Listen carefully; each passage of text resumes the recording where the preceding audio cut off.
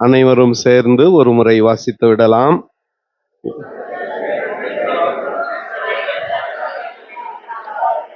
ஆமேன், அல்லேலூயா. கைகளை தட்டி ஆண்டவருக்கு ஒரு காணிக்கை செலுத்தலாம்.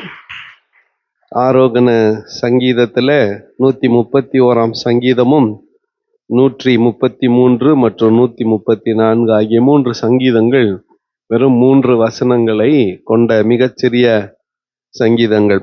அதுல இந்த நாளிலே 131 சங்கீதத்தை நாம் தியானிக்க போகிறோம். இதை தாவீதினுடைய ஜெபம் என்று நாம சொல்லலாம். குறிப்பா இது தாவீது பாடின ஆரோகண சங்கீதம் என்றே மிக துல்லியமாக இருக்கிறது. தாவீதினுடைய ஜெபம் கர்த்தரை நோக்கி அவன் எப்படி ஜெபிக்கிறான் என்று தியானித்து கவனித்து அதை பின்பற்றி நாமும் நம்முடைய வாழ்க்கையிலே அந்த ஜெபத்தை நம்முடைய ஆலோசனைகளாய் பெற்றுக்கொள்வது நமக்கு ஏதுவாயிருக்கும், பிரயோஜனமாயிருக்கும். முதல் வசனத்துல, கர்த்தாவே என் இருதயம் இருமாப்பு உள்ளது அல்ல.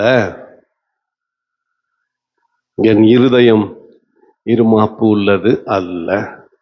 அப்போ முதலாவது நாம நம்முடைய இருதயத்தை பெருமையினின்று இருமாப்பினின்று காத்து கொள்ள வேண்டும். ரொம்ப இது அவசியமானது.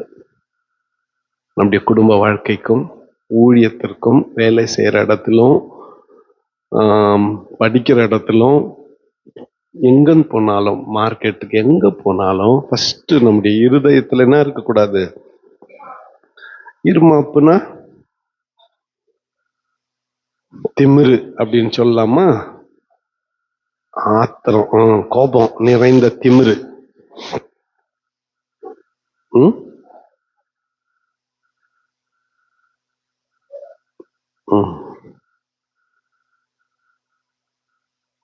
ஓகே, ஆங்கில வார்த்தை அப்படி சொல்லுது. ஒரு ரொம்ப கெத்து காட்டுறது, என்ன போல யாரும் இல்லைன்னு நினைச்சுன்னுக்கிறது, நான் தான் எல்லாம் நினைச்சுன்னுக்கிறது. அப்படி இருக்கக்கூடாது நம்முடைய இருதயம் ஃபர்ஸ்ட். அடுத்து, என் கண்கள் மேட்டிமை உள்ளவைகள் அல்ல. அப்படியே நான் ஏழப்பட்டும் அப்படின்னு பார்க்கறது இல்லை. இன்னும் நீ ஒன்னுத்துக்கும் உதவ மாட்டேன்னு யாரையும் நான் சொல்றது இல்லை. மற்றவங்களை நான் ஏளனமா பார்க்கறது இல்லை. என் இருதயம் மேட்டிமை இல்லை. என் கண்களிலே என்ன இல்லை? மேட்டிமை இல்லை. என் இருதயத்துல இருமாப்பு இல்லை. என் கண்கள்ல மேட்டிமை இல்லை. என் உள்ளத்துல பெருமை இல்லை. நான் எதை குறித்தும் பெருமை பாராட்டிக் கொள்வது கிடையாது. எதை குறித்தும் மேன்மை பாராட்டிக் கொள்வது கிடையாது. எல்லாருடைய கவனமும் என் மேலேயே இருக்க வேண்டும் என்று நான் எந்த முயற்சியும் செய்வது கிடையாது. இப்படி நான் ஒரு பரிசுத்தவான் அவருடைய ஜெபத்துல எப்ப பாரு ஆண்டவர்கிட்ட, ஆண்டவரே உமக்காக நான் இவைகளை செய்கிறேனே, உமக்காக நான் ஓய்வில்லாமல் ஓடுகிறேனே, உமக்காக நான் இந்த காரியங்களை செய்கிறேனே என்று ஜெபித்து கொண்டே இருந்தார். ஒரு நாள் அவருக்கு ஒரு கனவு. அந்த கனவுல ஒரு மந்தை ஆடுகள் போய் கொண்டிருக்கிறது. ஒரு ஆடு மட்டும் மெய்ப்பனின் கவனத்தை தன் பக்கமாய் திருப்புவதற்காக எகிரி குதிக்குது, பாறை மேல குதிக்குது, தலையை தூக்கி இப்படி இப்படி ஆட்டி காட்டுது, எல்லாம் பண்ணுது. அந்த கனவினுடைய முடிவுல ஆண்டவர் சொன்னாலாம்ப்பா, நீ தான் அது. பெரிய ஊழியக்காரர் அவரு, லட்சக்கணக்கான மக்களை சத்தியத்துக்குள்ள வழி நடத்தினவர். அவரை பார்த்து ஆண்டவர், நீ தான் அது. மற்ற ஆடுகள்லாம் பாரு கொயிட்டா போயின்னுக்குது, நீ தான் என் கவனத்தை ஈர்க்க பார்க்கிறாய். அன்னைக்கு சொன்னாரான், இனிமேல் அத்தை கூட நான் ஜெபிக்க மாட்டேன், அந்த ஜெபத்தை கூட நான் இனிமேல் செய்ய மாட்டேன் அப்படின்னு. அப்படின்னா நம்முடைய வாழ்க்கையிலே நம்ம கொண்டு வந்தது ஒன்றும் இல்லை, கொண்டு போகிறது ஒன்றும் இல்லை. நான் சாதித்தது என்று பட்டியலிட்டுக் கொள்ள எனக்கென்று எதுவும் இல்லை. நான் கட்டின பாபிலோன் தேசம் அல்லவான்னு சொன்னா புல்ல சாப்பிட விட்டுருவாரு 7 வருஷம். என்னுடைய சாம்ராஜ்யம்னு சொன்னா புல்ல மேய விட்டுருவாரு. ஆனா தாவீது சொல்லுகிறான், என் இருதயம் இருமாப்புள்ளதல்ல, என் கண்கள் மேட்டிமையானவைகளும் அல்ல. அடுத்து, பெரிய காரியங்களிலும் எனக்கு மிஞ்சின கருமங்களிலும் நான் தலையிடுவதும். ஐயோ, வம்பா போச்சே, காலையில கர்மம் நல்லா இருக்குதே. அப்புறம் நான் சொல்லித்தான் ஆகணும். எனக்கு என்னை விட பெரிய காரியங்களை தெரிந்து கொள்ள நான் ஆசைப்படுவதில்லை. சொல்றது யாரு? ராஜா. அவனுக்கு எல்லாம் தெரிஞ்சுக்கணும்ல, அவனுக்கு எல்லாம் தெரிஞ்சுக்கணும். ஆனா அவன் என்ன சொல்றான்?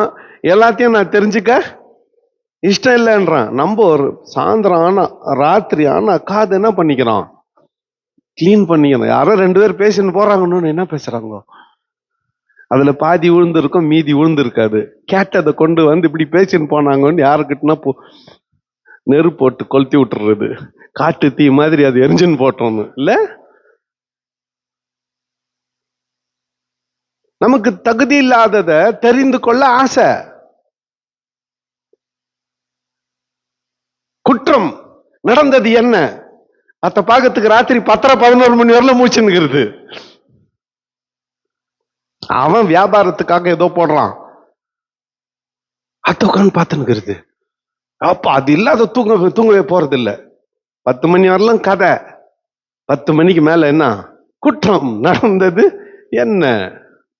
என்ன நடந்திருந்தா உனக்கு என்ன? உன்ன ஒழுங்க நீ பாத்துக்கோ, உன்னை பத்திரமா நீ பாத்துக்கோ.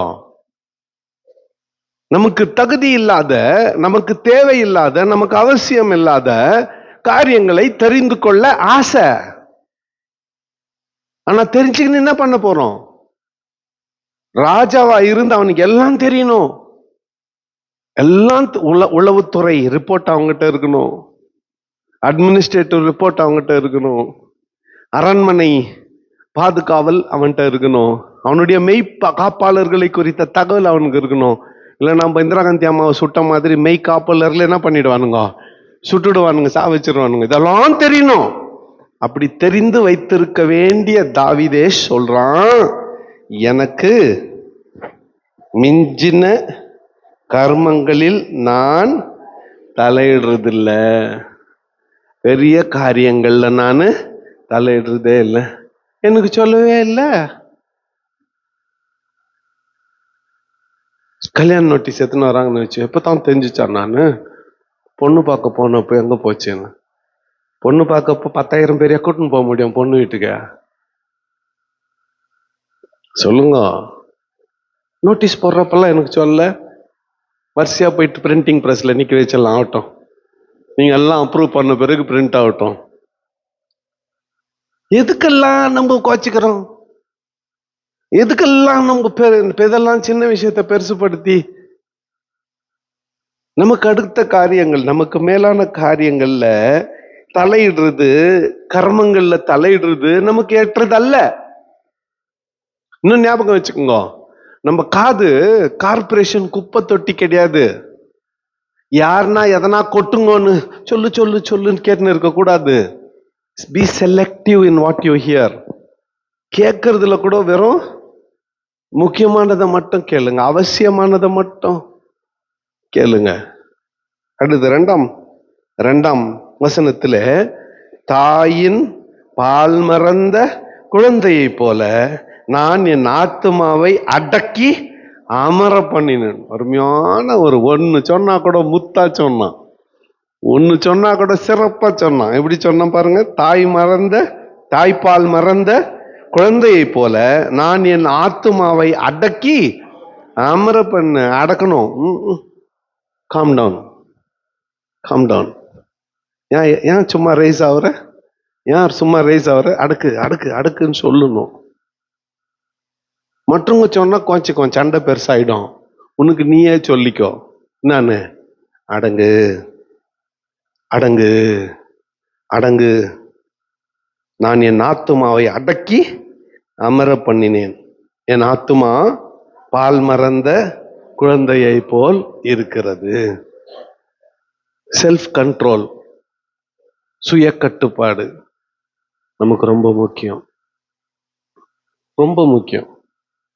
அரண்மனையில் வாழ்ந்த தாவீதா இருந்தாலும் பொது ஜனங்களின், பொது மக்களின் பிரச்சனைகளை இந்த ஒரு 3 வசனத்துல எப்படி தாவீது அடக்கி வைத்திருக்கிறான் பாருங்கள்.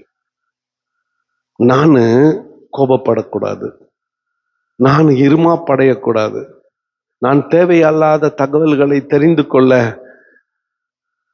ஆசைப்படக்கூடாது, அவசரப்படக்கூடாது. என் ஆத்துமாவை பால் மறந்த பிள்ளைய போல என்ன பண்ணணும்?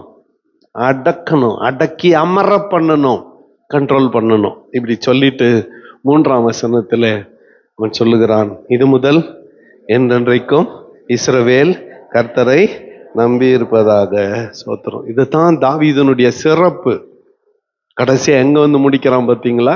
இது முதல் இஸ்ரவேல் கர்த்தரை நம்பி இருப்பதாக. சரி, ஏன் நமக்கு இந்த சூழ்நிலை? ஏன் இந்த சூழ்நிலை?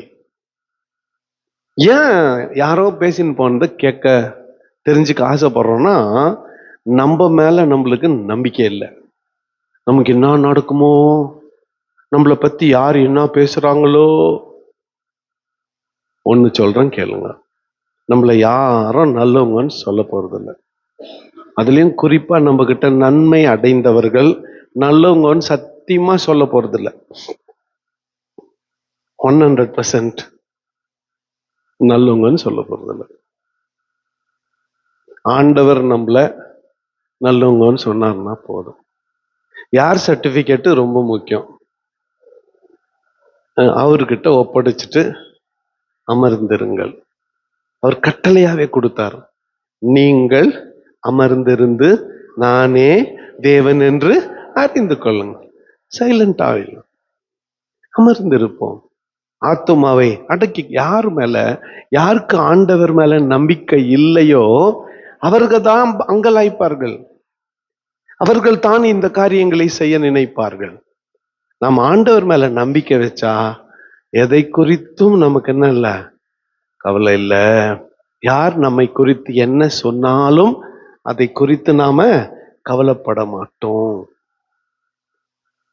யார் நம்மை குறித்து என்ன சொன்னாலும் அதை குறித்து கவலைப்பட மாட்டோம். கர்த்தரை நம்பி இருப்போம், அவர் கைவிட மாட்டார். அற்புதமான சங்கீதம் அது. நான் கர்த்தரை நம்பி இருக்கிறேன், அவர் என்னை கைவிட மாட்டார். நான் சண்டே ஸ்கூல் பிள்ளைங்களா இருந்தப்போ, இயேசு என்னை கைவிட மாட்டார், இயேசு என்னை கைவிட மாட்டார், கடும் புயல் வரினும் பெருங்காற்று வீசினும் அவர் என்னை கைவிட மாட்டார், இயேசு உன்னை கைவிட மாட்டார், இயேசு உன்னை கைவிட மாட்டார், கடும் புயல் வரினும் பெருங்காற்று வீசினும் அவர் உன்னை கைவிட மாட்டார், இயேசு நம்மை கைவிட மாட்டார், இயேசு நம்மை கைவிட மாட்டார், கடும் புயல் வரினும் பெரும் காற்று வீசினும் அவர் நம்மை. இந்த நம்பிக்கை இருந்தா கண்களிலே இருமாப்பு வராது, சிந்தனையிலே நமக்கு தாழ்மை வரும், எதை குறித்தும் கவலைப்பட மாட்டோம். இது முதல் என்றென்றைக்கும் இஸ்ரவேல் கர்த்தரை நம்பி இருப்பதாக. நீ கர்த்தரை நம்பி இருந்தால் நீ அங்கலாய்க்க வேண்டிய அவசியம் இல்லை. நீ கர்த்தரை நம்பி இருந்தால் நீ இங்கும் அங்குமாய் ஓட வேண்டிய அவசியம் இல்லை. அவர் பாதத்தில் அமர்ந்திருந்து உனக்கு வேண்டியதை நீ பெற்றுக்கொண்டு சுகமாய் வாழ முடியும். அல்லேலூயா. ஒரு அல்லேலூயா சொல்லுங்க. தாவீது சொல்லுகிறான், பால் மறந்த குழந்தையை போல என்னுடைய ஆத்துமாவை நான் அடக்கி அமர பண்ணினேன். இதை மட்டும் ஒருத்தர் செஞ்சுட்டா உண்மையா உங்களை எல்லாரும் நல்லவங்கன்னுவாங்க,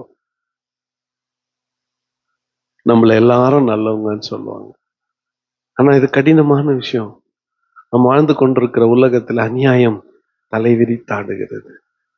நம்மை சுற்றி எத்தனை காரியங்கள் நமக்கு விரோதமாய் பேசப்படுகிறது, சொல்லப்படுகிறது. எதனா இருக்கட்டும், நாம இன்றைக்கு படித்துக் கொள்ளுகிற பாடம், இது முதல் என்றென்றைக்கும் இஸ்ரவேல் கர்த்தரை நம்பியிருப்பது, அல்லது நான் கர்த்தரை நம்பியிருப்பேன், அவர் என்னை கைவிட மாட்டார். இந்த நம்பிக்கையின் வார்த்தையோட இன்னைக்கு போலாம். இந்த நாள் முழுவதும் கர்த்தர் நம்மை பாதுகாத்து, நம்மை அரவணைத்து, நம்மை ஆசீர்வதித்து, நம்முடைய தேவைகள் எல்லாம் சந்தித்து, எல்லா சுகத்தோடும் பலனோடும் ஜீவனோடும் நம்மை காத்துக் கொள்வாராக. அவருடைய ஆதரவு எப்பொழுதும் நம் பக்கத்தில், நம் பட்சத்தில் இருக்கும், நமக்கு துணையாயிருக்கும், நமக்கு ஆதரவாயிருக்கும். இயேசு நம்மை கைவிட மாட்டார். ஒரு மூணு முறை சொல்லிடலாமா? இயேசு நம்மை கைவிட மாட்டார். இயேசு நம்மை கைவிட மாட்டார். இயேசு நம்மை கைவிட மாட்டார். கர்த்தர் இந்த வார்த்தைகளை நமக்கு ஆசீர்வதித்து தருவாராக. கண்களை மூடி நாம் ஜெபம் செய்வோம். முதலாவது கேட்ட வார்த்தை